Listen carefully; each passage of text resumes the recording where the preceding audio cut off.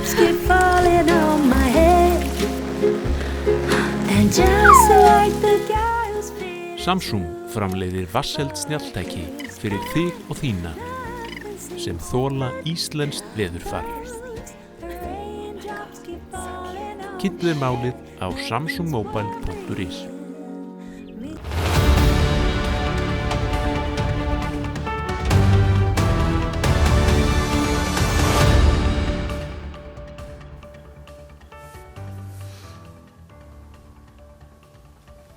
Komið heil og sæl og velkomin í Spursmál, þriðjudaginn 21. júlí.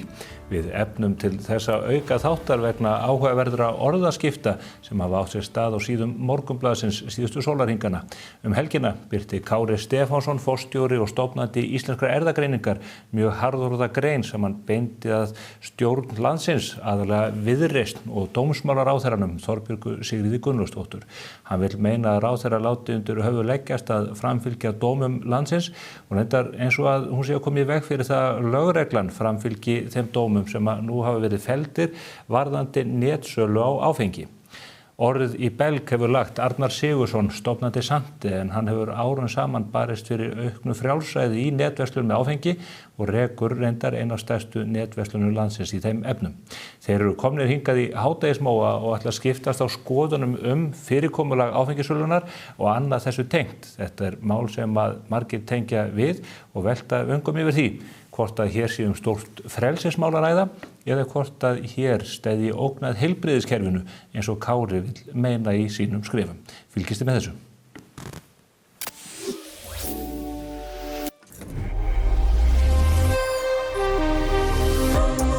Renault Scenic. Sjáðu heiminn.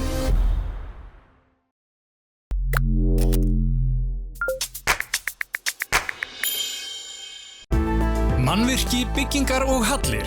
Hvað sem þú vilt byggja, þá framleiðum við byggingarefni framtíðarinnar. Limtré Vírnet.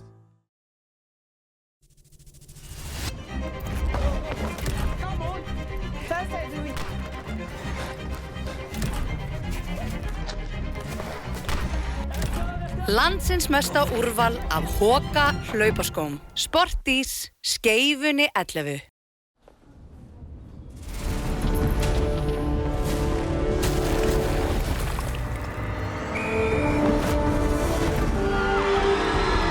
Hvern langar þig að hitta í dag? Pennin Eymundsson. Vantar þig bílavarahluti? Á Poulsen.is finnur þú bílavarahlutina út frá bílnúmeri. Velur viðeigandi varahluti og pantar. Við sendum allt land. Poulsen.is. Skaðabætur, miskabætur, sárabætur, sjúkrabætur, slysabætur, uslabætur, þjáningabætur. Bótaréttur.is 520 51 00. Lexus RX. Komdu og reynslagtu RX 450h Plus Plug-in Hybrid. Þín býður óviðjafnaleg upplifun. Lexus Kauptúni. Komið sæl að nýju. Þeir eru komnir hingað til mín. Þeir Arnar Sigurðsson, stofnandi Sandi og stofnandi Íslandssíma á sínum tíma og Kári Stefánsson, forstjóri fyrrverandi erfðagreiningar og stofnandi þess ágæta fyrirtækis. Þeir ætla að ræða hér við mig áfengismál og áfengissölu. Komið sæl báðir tveir. Þakka ykkur fyrir að bregðast skjótt við og ekki síst þú Kári fyrir að bregðast við áskorun Arnar að mæta hér og ræða þessi mál. Þú birtir grein í Morgunblaðinu undir fyrirsögninni þegar drykkirnir kom úr flösku ráðherra og þú ert ekki spar á orðin í garð í raun og veru framkvæmdavaldsins og að einhverju leyti löggjafarvaldsins líka í landinu. Sko, ég var að reyna að setja þetta mál með netsölu áfengis í samhengi við það sem mér finnst vera hægt og bítandi svona hverfandi skilmörk milli framkvæmdavalds, löggjafarvald og dómsvald. Það eru lög í landinu sem voru sett 1998 sem gera það verkum að netsala með áfengi er ólögleg.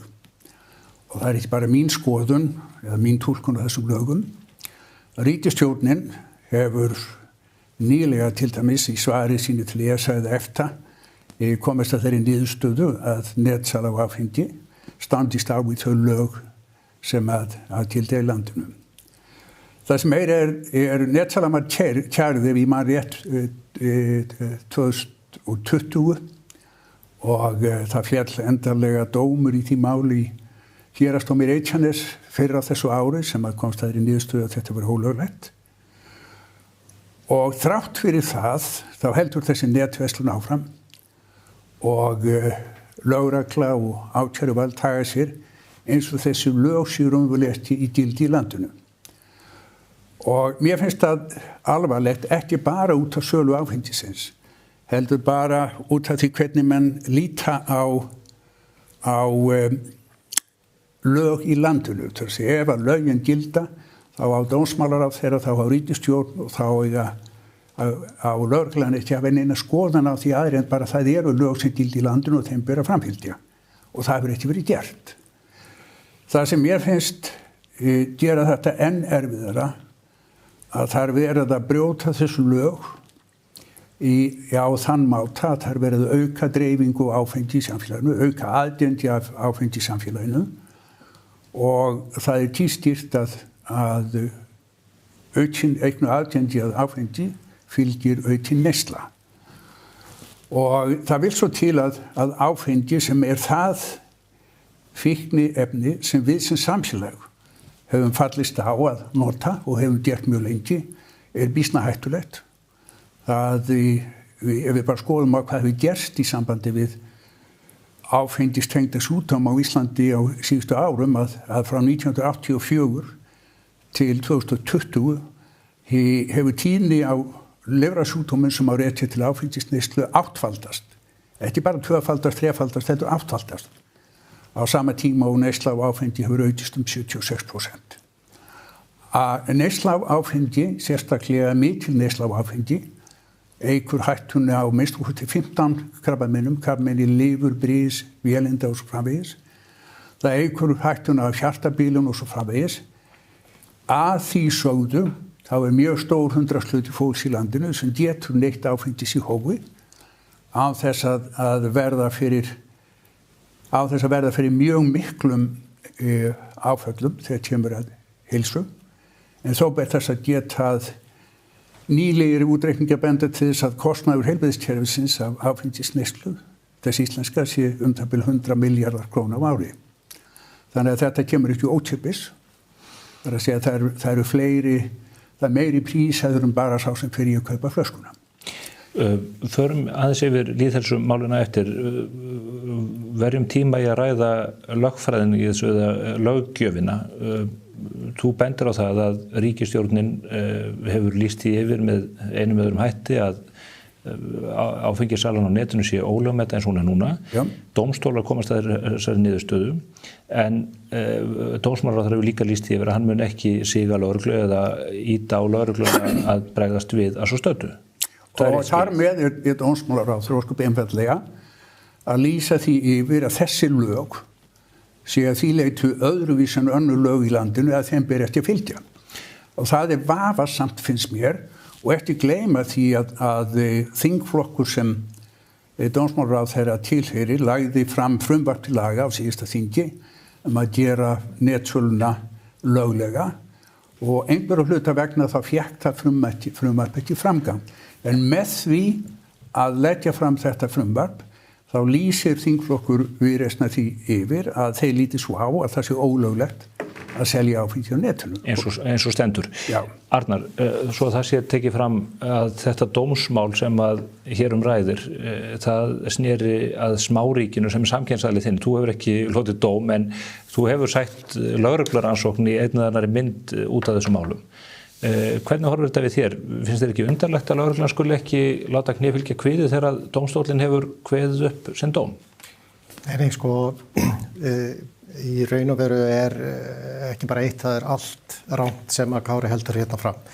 Nú, fyrstulega engin lög 98 sem var breytt og í öðru lagi, sko, þá er nú eiginlega þannig, þá vill þannig til að það eru reyndar 2 dómsmál sem að hafa gengið. Í öðru þeirra unnum við, það var sem sagt átíðaferð sem að höfðaði mála á hendur okkur, sérst ríkið og ykkur hjá Sandi. Já. Nú það mál endaði þannig að í dómsorðinu eru allar okkar, þetta getur Kári lesið líka, að allar okkar málsaðstæður eru teknar í dómsorðinu. Það bara sem sagt, það var mál sem vannst 5-0 sko. Nú, 5 af 7 málsástæður voru teknar í dómsorðinu.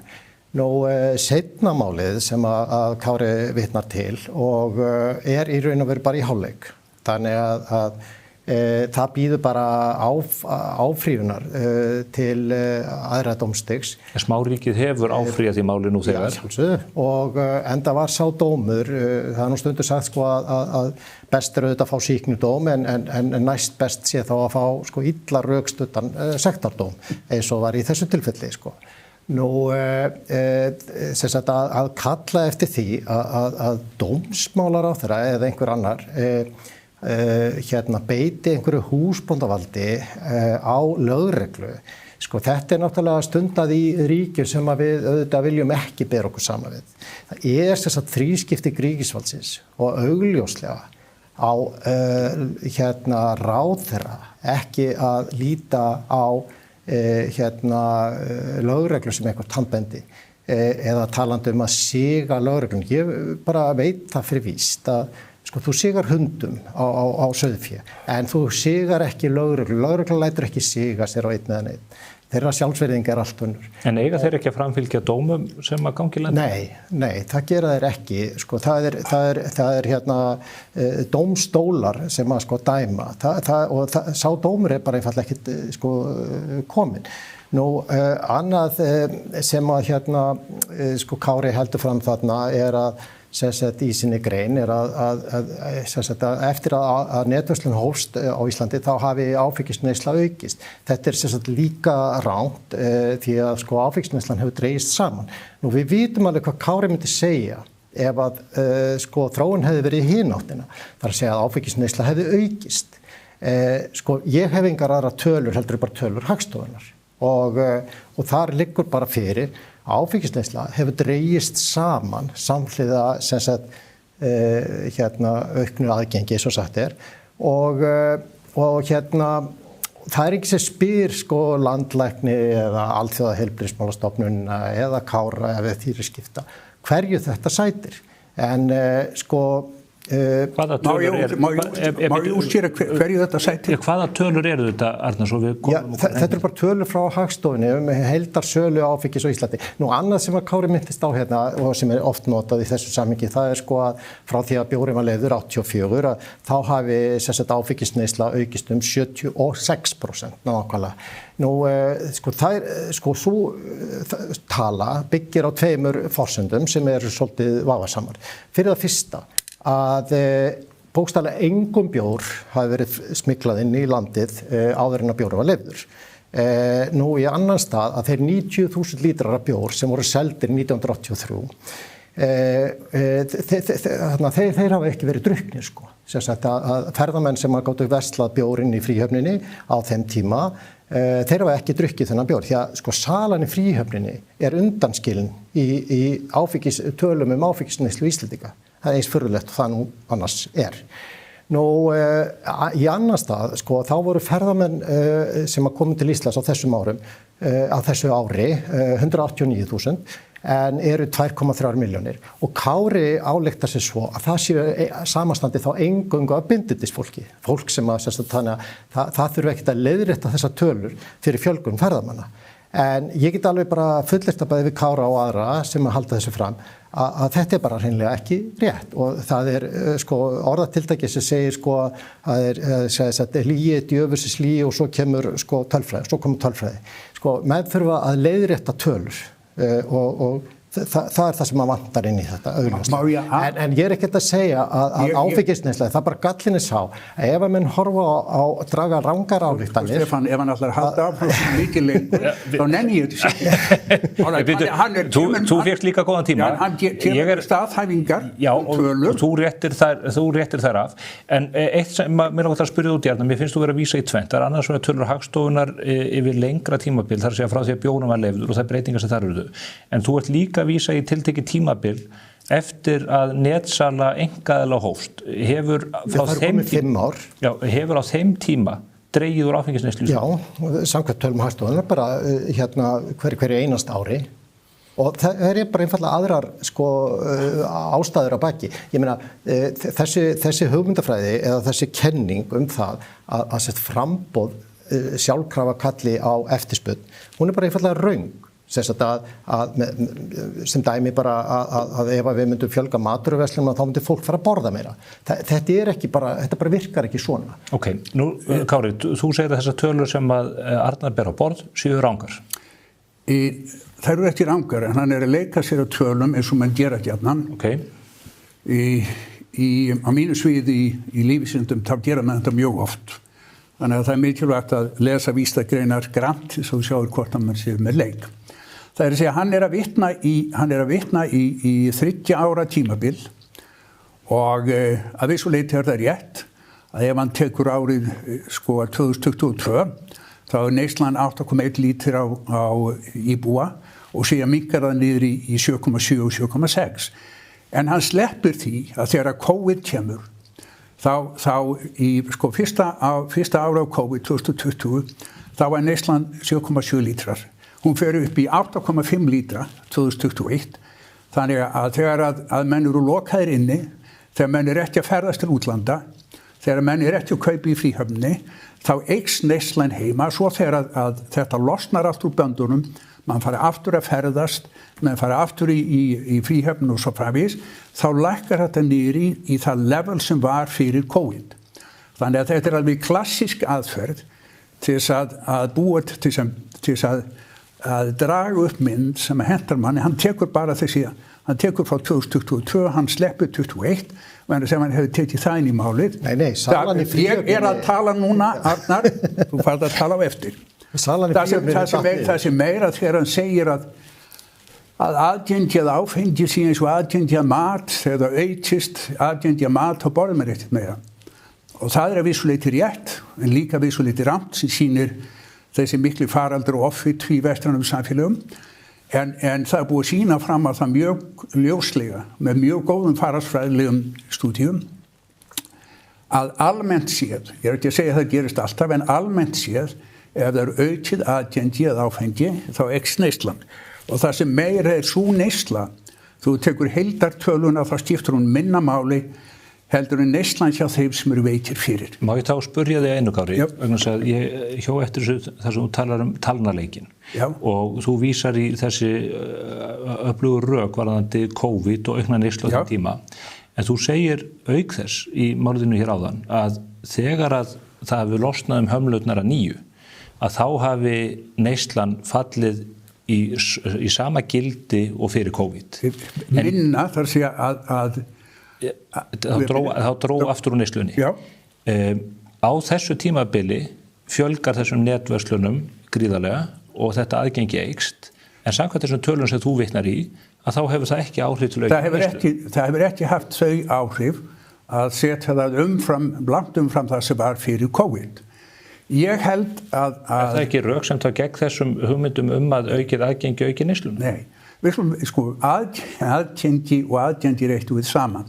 Það að segja aðgengi netversluna næri við til dæmis tíma dags þar sem að brennivínsbúðnar eru ekki opnar. Já, ég bara tala neyslutölunar í heild. Neyslutölunar fyrir opnun verslanna. Þú ert að tala neyslutölunar í heild, ég að tala þær tölur sem ég held að skipti máli. Það að segja hvaða tölur eru það? Aðgangur að víni á því augnabliki sem sá sem veikur fyrir. Ég hefði annars ekki haft aðgengi af áfengi, hvenær sem raunverulega sólarhrings. Það það sem skiptir máli. Eins og ég sagði áðan, það mjög stór 100% af íslenski þjóð sem getur tekið því að drekka áfengi á þess að lasti þá. En það alltaf ákveðin 100 hluti, svona í kringum fjórðungur, 20-25% þjóðarinnar, sem afskaplega veikur fyrir alkohóli. Þetta er það afl sem að eyðileggur flest hjónabönd, þetta er það afl sem leiðir til flestra ofbeldisaðgerða eða ofbeldisverka í íslensku samfélagi. Og ég held að það sé ofboðslega mikilvægt að gera sig grein fyrir því að það sem við erum að gera, þú sér til dæmis að Arnar með fyrirtæki sem heitir Sante. Ég veit hvert þú ert að fara með það, en sko það sem ég er að reyna átt að má, ef að tölurnar segja að neyslan sé svo sama eftir að netverslunum fjölgaði og áður en þær komið til sögunar, ættu að halda þér fram að neyslan sé verri á öðrum hvaða tölur þetta vitna í þeim? Sko ef þú ætlar að bera þetta saman, þá verður að skoða hver væri neyslan með án þessara netverslana. Það er að segja að neyslan minnkaði frá því að væri 8,5 lítra eða hvað svo það var á einstaklingin 2021 og eru núna kominir í 7,7 lítra eða einhver slíkt. Hver væri þessi tala í dag ef við værum ekki með netverslanir? Þú ert að halda þér fram að það hefði dregið meira úr þessu? Ég er alveg handviss að það hefði dregið meira úr þessu. Það er búið að vera að vinna markvisst og miklum krafti af forvörnum og það þarf ekkert sérstaklega, ég reikna með því að jafnvel svona útvatnaður blaðamaður Morgunblaðsins sjá í það að þegar þú hefur aðgengi víni, þá getur þú neitt þess, ef þú hefur það ekki, þá getur það ekki. Sko, þetta er náttúrulega grundvallar misskilningur. Aðgengi að áfengi var 100%. Það skiptir engu máli þó þú haugir aðgengið upp í 120%. Hvernig mælir þú prósent af aðgengi? Þú getur fengið áfengi bara alla sólarhringinn allt árið kring á hvort heldur á veitingastöðum, börum eða í verslunum. En varðandi aðgengi, þetta er mjög undarlegt að það er sagt að Íslendingar drekki minna af því að við höfum notið þessarar guðlugu forsjár hins opinbera með sínar áfengisverslanir. Það er þá kannski vert að minnast á það að það er engin þjóð með jafn margar áfengisverslanir miðað við höfðatölu eins og Íslendingar. Við eigum enn eitt höfðatölumetið þegar kemur að fjölda áfengisverslana. Það verður engin getað útskýrt af hverju er það áfengisneysla Íslendinga minni heldur en annarra þjóða. Annað dæmi sem að er aktúelt í dag er frá Finnlandi. Þar er fyrir nokkrum árum búið að breyta sölufyrirkomulaginu og færa vín í matvöruverslanir og það er komin reynsla á það eru gagnrýndar faraldsfræðilegar rannsóknir sem að Kári getur lesið og þetta breyti engu. Þetta breyti engu áfengisneyslu í Finnlandi, ekki neitt.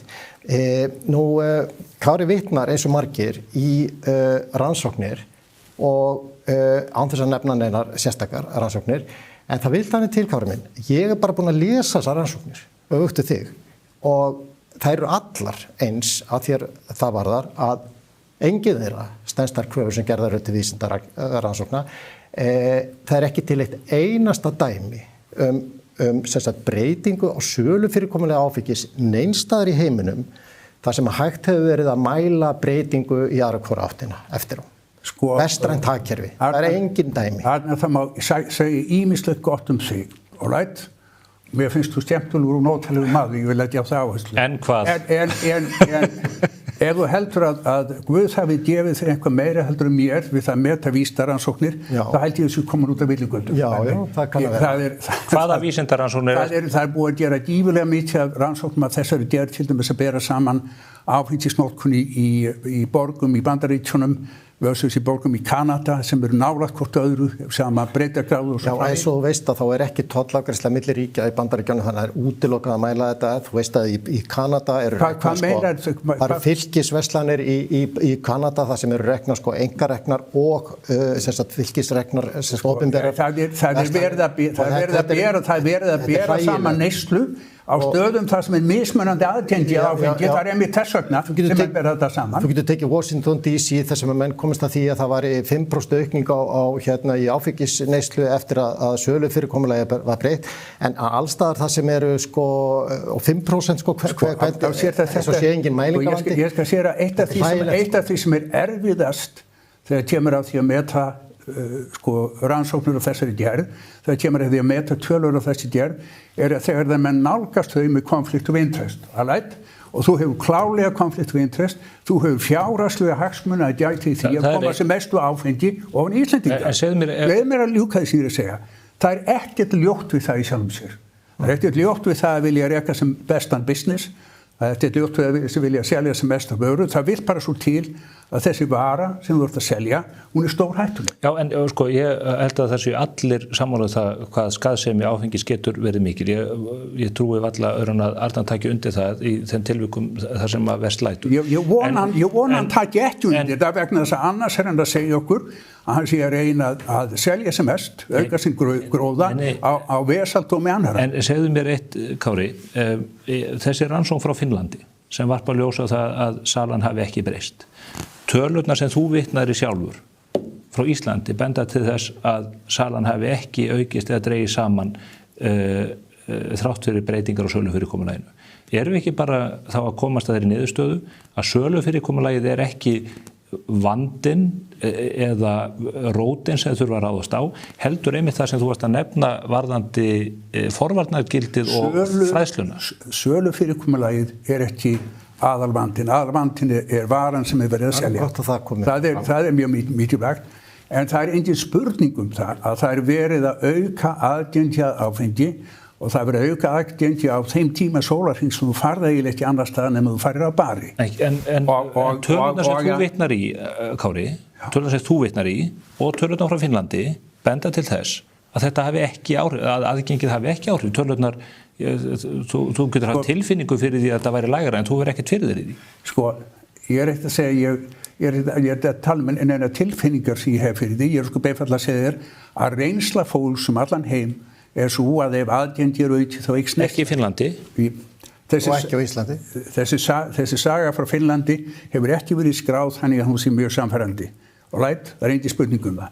Hvaða rannsókn þetta? Það mikla deilur í Finnlandi þetta. Við skulum nú bara setja þær á netið, þú veist, þess að... Já, það alls konar deilur eins og þú veist í Finnlandi hvort að þetta hafi aukið eða ekki aukið. Allstaðar eru þetta deilur, við sitjum hér við þetta borða þegar það eru deilur.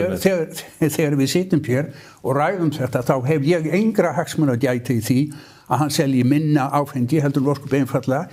Ég hef áhyggjur af heilsufari fólks, ég hef áhyggjur af ungu fólki sem raunverulega verið að hvetja til áfengisneyslu. Arnar eins og aðrir í þessum business hér að auglýsa áfengi mjög mikið, auglýsa það óbeint með því að beina athygli að þessum stöðum þar sem hægt að ná í áfengi hvenær sem og það ekki spurning í mínum huga að það hefur áhrif á neysluna sem hefur áhrif á heilsu mjög stórs 100% fólks í landinu. Svo staldraðis við þarna þetta með unga fólkið. Nú vill þannig til að við erum að selja áfengið með notkun rafrænna skilríkja.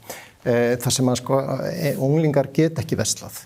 Í hverju einasta ársreikningi á TFR viðurkennt sleifarlag í þessum efnum, þar sem að 10-20% af þeim unglingum sem reyna að versla í TFR sleppa í gegn og geta verslað þar.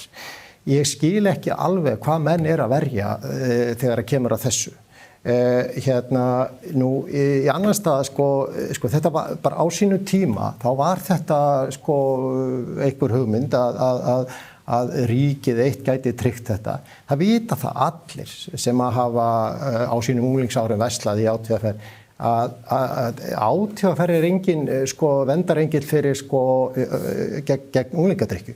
Ég meina, ég með og ég veit ekki þeir sem hafa kannski tekið eftir að öll þessi umræða og þessi skrif Kára og annara sem að hafa komið núna alveg eins og skæðadrífa að þetta allt í framhald af því að ég opna afgreiðslustað á Fáskrúðsfirði í verslunarrými þar sem að TFR hafði áður verið starfandi.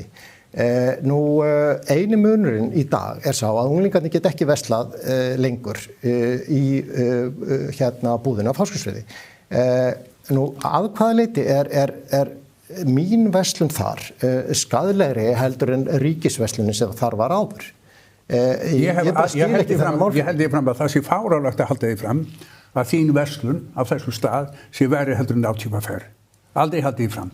Það eina sem ég að segja að bæta ofan á þann aðgang sem fæst frá ÁTVR, hvað svo sem þeir eru, að bæta ofan á þeim aðgangi sem að netverslun kallar á. Nú þá bara lokum við leyfum mér að ljúka þessu og þess ber að geta að það risun upp heil kynslóð, 2-3 kynslóður sem orðið miklu eðlilegra að versla í gegnum netið, heldur öðruvísi. En það ekki sjónarmið, Arnar, að netverslun orðið þannig að fólk fari þetta bara sent heim með volt og einhverju slíku, að það aukið aðgengi miðað við það að þurfa að fara út í búð og mæta ríkisstarfsmannum sem að rennir þessu í gegnum einhvern skanna? Jú, alveg svo bara heimsendinga á skyndibita og annað, sko. Þetta bara skiptir engu máli í þessu samhengi. Það skiptir máli vegna þess að eina hættan af skyndibitanum að hann standi í hálsinum á þér. Ef þú drekkur það áfengi sem þú ert að selja á þann máta sem ætlast þér til, þá veldur það skaða. Já, sko, ég meina, ef við okkur umhugaðum þessi skaðasjónamið, þá sjálfsögðu ættum við að loka ÁTVR. Og annað sem ég sakna rosalega frá Kára og Skoðanabræðrum hans, það sko eftir að Leifsstöð var nú sem með 14% markaðshlutdeild samkvæmt áætlun ESA eftirlitsstofnunar EFTA. Eftir að flugstöðinu var breytt í einn allsherjar áfengisa ránkala þar sem að sko snirtivörum, salgæti og leikföngum fléttað saman mjög smekklega, allt umvafið áfengisauglýsingum og hinir veiklunduður eru látnir labba þarna í gegnum einhver áfengissvipugum. Get ekki labbað. Ég algjörlega sammála honum. Að sko aldrei hefur nein athugasemd frá einum eða neinum, Alþjóðaheilbrigðismálastofnunin, landlæknir, Alma Möller, hvað þetta heitir allt saman þetta fólk, aldrei hefur nokkuð maður fett fingur út í þetta. Ég skammast mín fyrir að hafa ekki gert það, en ég held að þetta alveg ofboðslega pirrandi, þú kemur þreyttur heim úr flugferð að þurfa að labba í gegnum alla þessa ránkala og vita til þess að þarna verið að ótaða fólki áfengi. Á smökkunarborðinu stóð einfallega "We want you to taste". Yes. Það var nú ekkert minna en það. Sem ég held að sé líklega versta dóp sem selt í íslensku samfélagi. Nú annað sko að þetta einkarekin áfengisverslun. Já. Og átalarlegenda hvernig ósköpunum á jafnræðisreglanast að gilda þarna að einkarekin þar af leiðandi þá brjóta þessu lög frá 1998 að brjóta vissuleiti jafnræðisregluna, ég samanlagði því, og að ætti að leira þetta. Förum að þessi verið auglýsingarnar, Arnar, Kári sakar ykkur að halda áfengið ungu fólki með auglýsingum? Mjög lítið, sko, ef að, þú veist, þó svo aðrir gerir það. Við sjáum Smáríki auglýsa greint. Já, þeir auglýsa greint. Eitt sem mér langar til að spurja þig út í, Kári, bara út frá samfélagsbreytingu sem við höfum lifað. Áfengisauglýsingar eru allt í kringum okkur án þess að við getum röndu reist. Ég get ekki hort á enska boltan, ég sé hvattur til þess að drekka Carlsberg eða Budweiser eða hvað það heitir eða körfuboltan sem að ég veit að þú fylgist grannt með eða formúluna. Það allt löðrandi áfengi þarna allt í kring.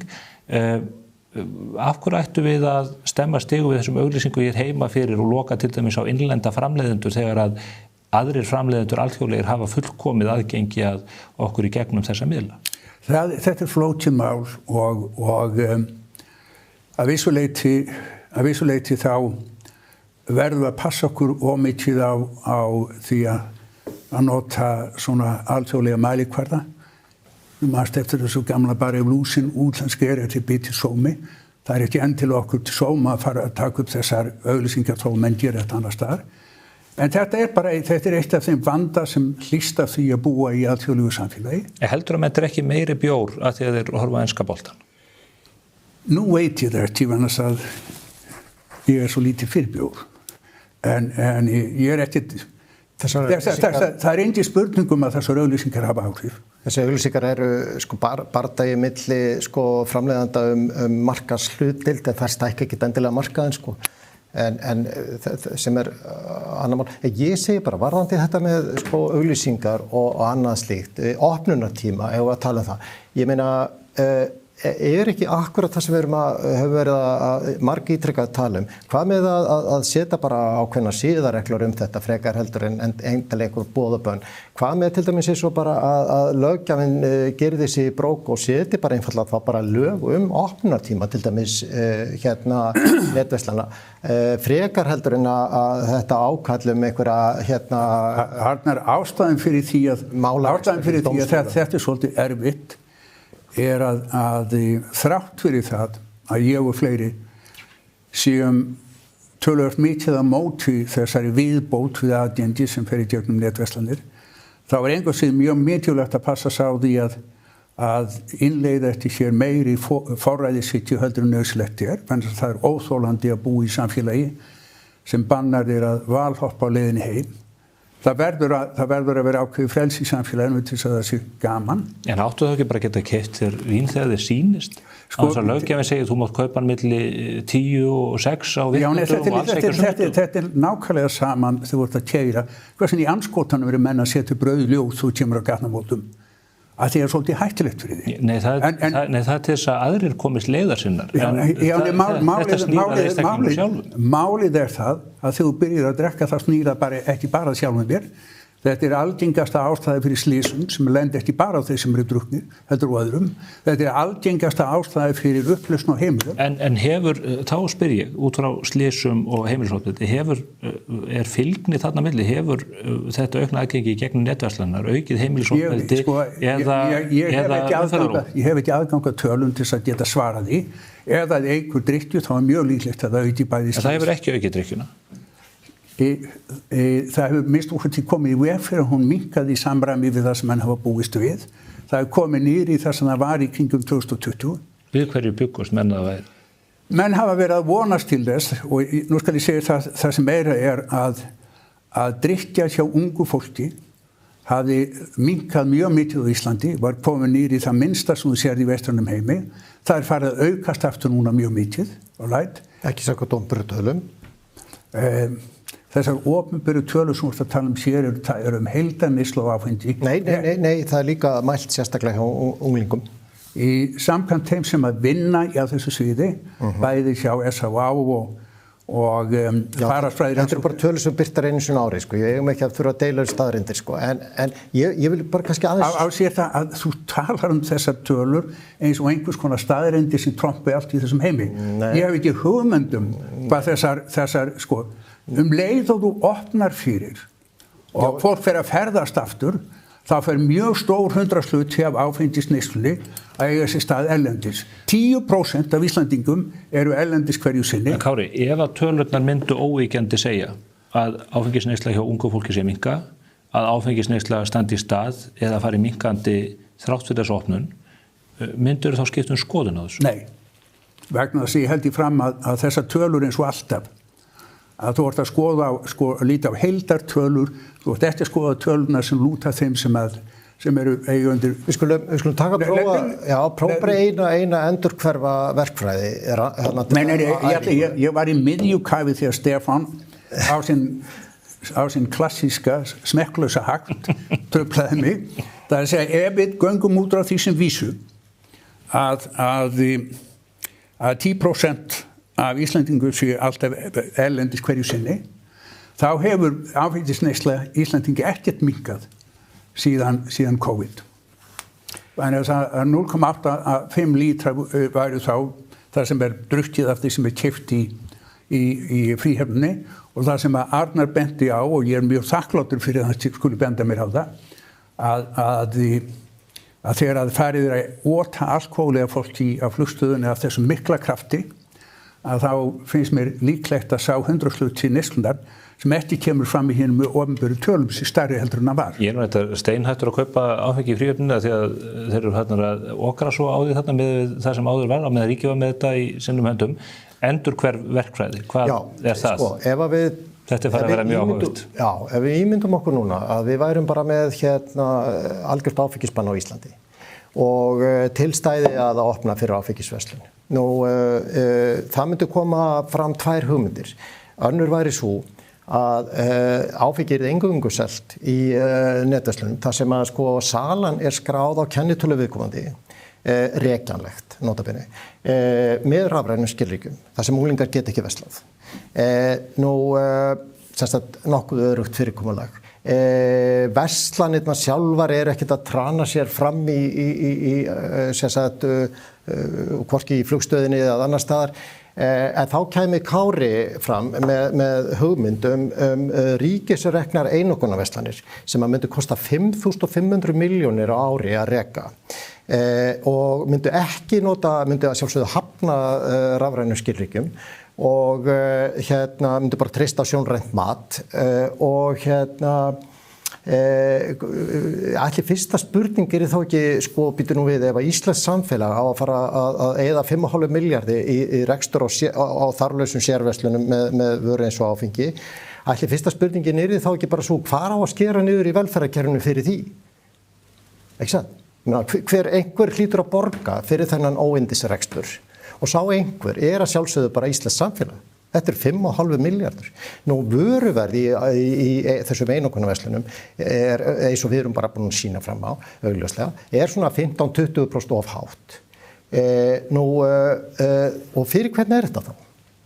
Jú, ÁTVR stendur eftir sem velferðarkerfi fyrir hillupláshafana, fyrir þá sem að eiga hillurnar í búðunum, því að þeir ná að halda þarna uppi, fólk lappar þarna inn grunnlaust og í góðri trú og heldur að sé að gera kaup vegna þess að álagningin í verslunum sé svo lág. En lág álagning hjá ÁTVR þýðir einfaldlega bara há álagningu hjá heildsölunum. Þannig að verðið þar að auki og þetta vigtar inn í vísitölu neysluverðs og að öllu leyti, ég meina ef að fólk... Nú ertu búin að tala nógu lengi fyrir þessari reverse engineering og segir það að ég ekki ósammála neinu raunverulega í þessu. Ef við ætlum að byrja okkar sölu aftur, þá held ég að væri ekki endilega skynsamlegast að fara að búa til þessar áfengisverslanir sem í dag. Og ég hef aldrei haldið því fram. Ég held því fram líka að... Þú vorst að verja þær?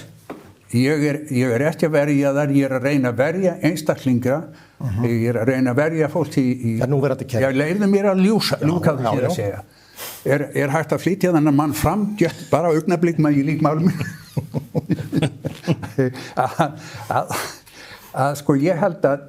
Ég held að það kerfi sem í gangi núna með þessum verslunum sé búið að renna sinn tíma þessi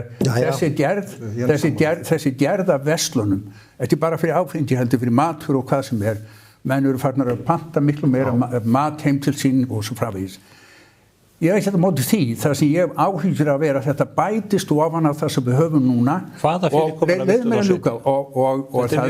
þetta auki opnunartíma og svo framvegis. Það eitt af því sem að Arnar benti á sem dálítið ógnvekjandi til dæmis að í núverandi verslunum ÁTVR þá einn innflytjandi sem með 55% af öllum vörum. Þannig að það allt í einu komin inn í þetta óbóðslega miklu sérhagsmunur einstaklinga sem hafa einhverju hluta vegna lagt undir sér land innan ÁTVR og hafa haldið því mjög langan tíma. Það gerir málstof okkar sem málstof mann eins og mín svolítið erfiðan þegar við erum að reyna að hvetja samfélagi til að halda uppi þessu kerfi. Þannig að ég held að það sé kerfi sem minnst óttist gerir það verkum að við sem minna aðgengi heldur en ef við leifum manni svo Arnar að þreytast út allt, senda brennivín heim til fólks á 15 mínútum miðja nótt og svo framvegis. Hvaða kerfi vilt þú setja upp ef þú telur að kerfið sem ÁTVR hefur byggt upp? Ég hef enga þá reynslu að mér sé eiginlegt að svara þessari spurningu að setja upp kerfi til að selja svona. Myndur þú vilja færa þetta allt inn á netið? Ég spyr meðalans bara þegar ég fer með börnin mín í Smáralindin og Kringluna, þá blasa þar við á bestu stöðum verslanir áfengis og tóbaksverslanir ríkisins. Ég held náttúrulega að þau óhöllu umhverfis sem börnin þín verða fyrir ekki af Kringlunni heldur en þér. Við það verður ekki ráðið. Nei, við það verður ekki ráðið. Nei, en við erum að elta ÁTVR í opnunartíma, Ég meina að það opið þarna til 8 á föstudagskvöldum, það opið til 6 á laugardögum.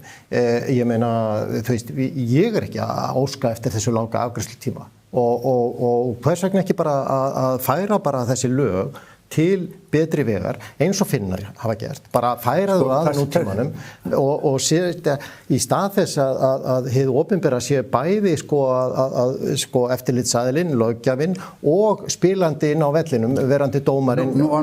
Nú Arnar allir að hvetja áherendur til þess að muna eftir því Arnar á Eslun sem selur áfengi og hún heitir Santé sem franska sem þýðir heilsa. Það að segja það ekki hægt að vera sarkatískari en þetta. Það ekki hægt að vera jafn disingenuine og einlægur. En býtur nú við frakkarnir lyfta vínglösum og segja Santé? Já, jú, til skál til... Já, ég veit að eins og ég sagði áðan bara ef hlúsin útlenski ef þau býtu svo mig. Sko, þetta fáránlegt, þetta ljótt að halda því fram að það sé eðlilegt að stýra brennivínsverslunina heilbrigði. Þetta Skammastu þín, Arnar? Nei, hann skammast sín ekki. Ég var ekki að biðja hann að gera það.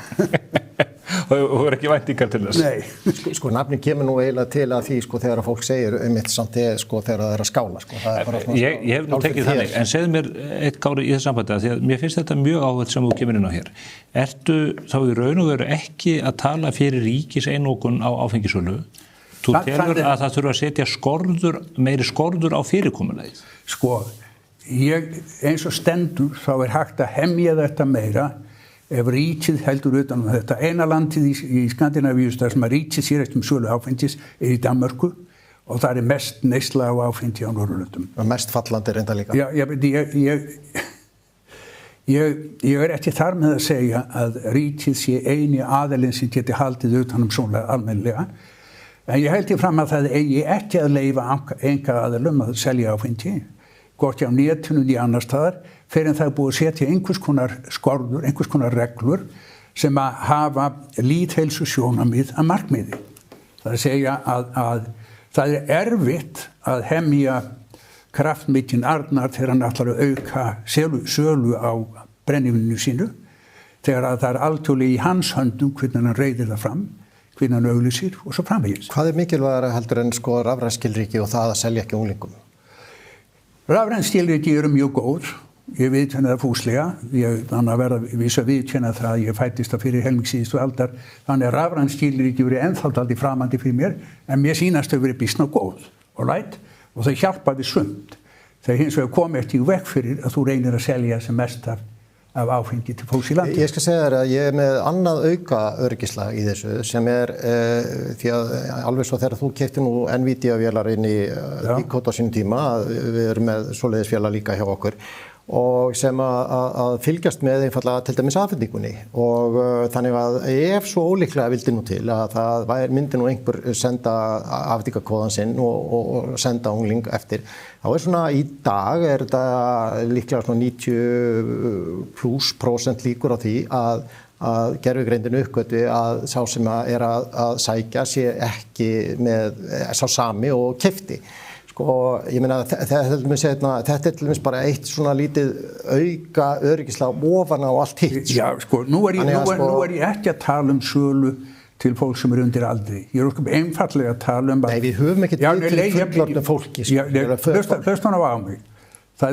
Við þurfum sem samfélag að gera það sem við getum til að minnka neyslu áfengis og við eigum tvo möguleika. Því eitt með forvörnum sem ég sammála Stefáni í að skipta mestu máli. Við erum að leggja mikla áherslu á... Það var það sem virkaði með tóbakið. Aðgengið fullkomið þar. Svo sannarlega. Það hægt að nálgast það í sjoppum allar sólarhringinn. Að vísu það svo að þessar sjoppur selja það ekki börnum lengur þess að það gerði því ég var að... En aðgengið fullkomið fyrir þá sem eiga að kaupa það. En við höfum aðra möguleika líka sem að fylgjast með notkun áfengis, sjá til þess að það sé ekki settur sá kraftur í þess að fólki að það auki neysluna að draga úr auglýsingum og svo framvegis. Og rándýrt að auglýsa? Já. Ekki í Mokkanum? Nei. Þið megið ekki auglýsa þar? Nei, það má ekki. Já, en það er að setja skorðu við því í lögfræðinni? Það ástæðin fyrir því hann vill ekki auglýsa í Mokkanum að það lesa hann ekki. Það er ránt. Algjörlega. Það orðið mjög nálægt. Það veist þú af skrifum þínum í Moggann hvaða áhrif þau hafa. Les enginn í Moggann. Ég fæ útrátt fyrir að skrifa. Hvernig heldur að þetta fari með dómsmálið gegn Smáríkinu og Landsrétt? Gerir þið ráð fyrir því að þessum dómi verið snúið? Já, sjálfsögðu, sko, en það málatilbúin algjörlega fráleitur og sá sem að, sko, stóra málið sem að blasir við núna að ESA, eftirlitsstofnun EFTA, að fara að taka íslenska ríkið á sakamannabekk fyrir samningsbrot. Nú, að því að þetta það eru kannski tvær megin ástæður, annars vegar það stærsta áfengisverslun landsins skuli vera einkarekin í af Heinemann í Fríefni og hitt málið svokallað brugghúsafrumvarpið. Þar sem að sko búið að dæla út 20-30 áfengisverslunarleyfum út allar koppagrundir. Hvorki Kárinni nokkur annar hefur nokkur tíman haft einhverjar athugasemdir við það. En sá sem hafði athugasemdir við það á sínum tíma, hann heitir Ívar Ardal og var forstjóri ÁTVR og hann fullyrti bara einfaldlega í umsögnum það frumvarp að verði þetta frumvarp að lögum þá einkaréttur ÁTVR fyrir bí. Hann bara búinn. Og löggjöfin rann í gegnum þingið? Og löggjöfin rann í gegnum þingið, engin lýðheilsurök, 500.000 lítra mörk, 50% afsláttur af áfengisgjaldi. Þetta svoleiðis augljóslega samningsbrot. Þetta aldrei ganga. Ég algjörlega sammála því að þetta fáránlegt. Já. Í kortverki fáránlegt að leyfa í einkaaðilega að selja áfengi í flughöfninni. Þó að það sé hægt að sýna fram á í lögunum frá 98 þá sé gert ráð fyrir einhver slíku, þá það fáránlegt að þessu marki og síðan hitt að leyfa sölu af áfengi út úr þessum brugghúsum, finnst mér líka alveg gjörsamlega út í það. Ég veit þú ert sammála því að heilinni þér basískur sko, að þú hlustar eftir rökum, þú myndar þér ekki 100% skoðun vegna þess að þá veistu að þá getur ekki hlustað á hlustaðu það með Arnar, sko, Þetta fyrir að verða of rómantískt hér. Nei, í öllu þessu, í afstöðu minni til áfengis sem eitri í okkar samfélagi, það markast ég af því að hafa átt ástvinni sem að dóu af völdum áfengis.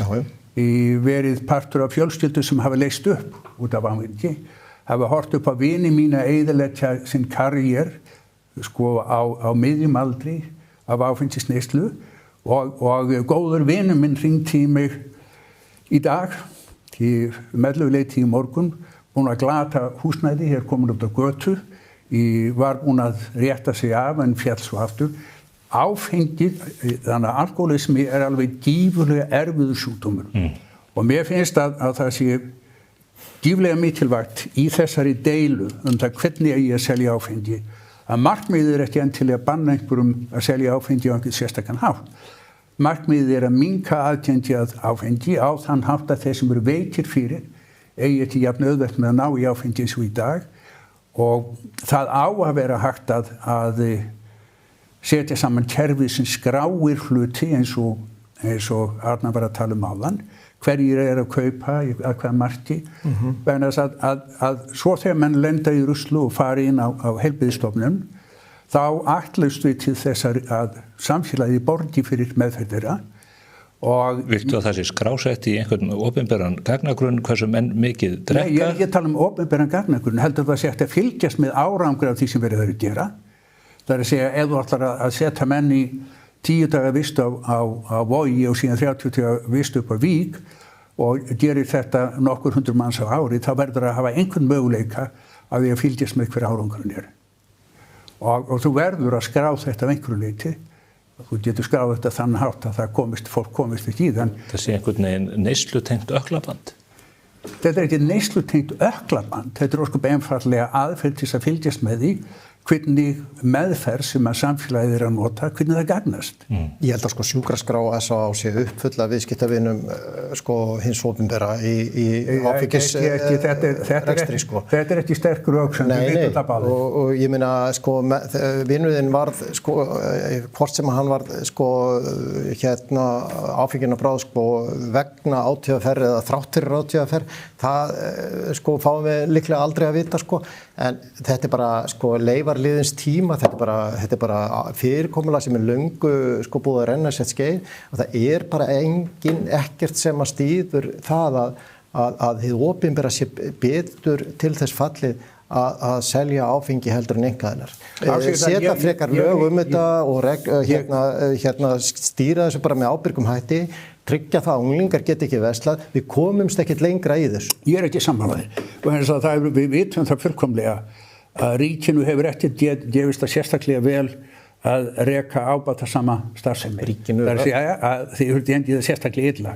Þannig að mér finnst líklegra að þér tækist að koma út miklu áfengi heldur ríkinu. Ég held að gróða sjónarmiðið, þeir hagsmunir sem rekaði áfram, sem að skipta gífurlega miklu máli í okkar samfélag og verða að hafa áhrif á okkar samfélag, þá í þessu sérstaka dæmi, þá séu sú tilhning, sú geta, held ég hún sé hættuleg.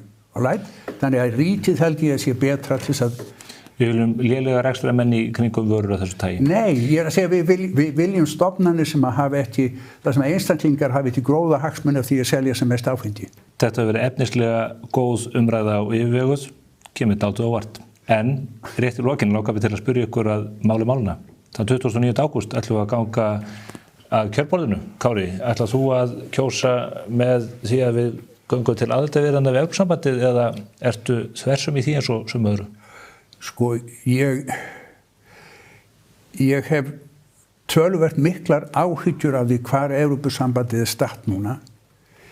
Sko, þegar þú ert að velta fyrir þér Evrópusambandinu eða ekki, þá verður maður að spyrja hvað fáum við að ganga í Evrópusambandið, hvað það sem við gefum upp við að fara í Evrópusambandið og eins og stendur akkurat núna þá held ég að það sem við fengjum fyrir það væri mjög lítið. Þetta er fjölríkja samband sem í dálítilli krísu og búið að vera í dálítinn tíma. Þannig að ég komið til með að segja nei, en með því ég ekki að segja að við getum einhvern tíðan seinna, ef aðstæður breytast í heiminum, endur skoðað þá afstöðu. Þversum. Arnar? Ég held þessi bara nokkuð sammála að Kára í þessu. Við skildum þá nokkuð sáttir. Takk ykkur báðum fyrir komuna, Kári Stefánsson og Arnar Sigurðsson. Þið þurfum hins vegar ekki að bíða lengi eftir næsta spursmálaþætti. Við verðum að sjálfsögðu hér á föstudaginn með okkar fasta tíma og við hlökkum til að sjá ykkur þá. Fylgist þið með.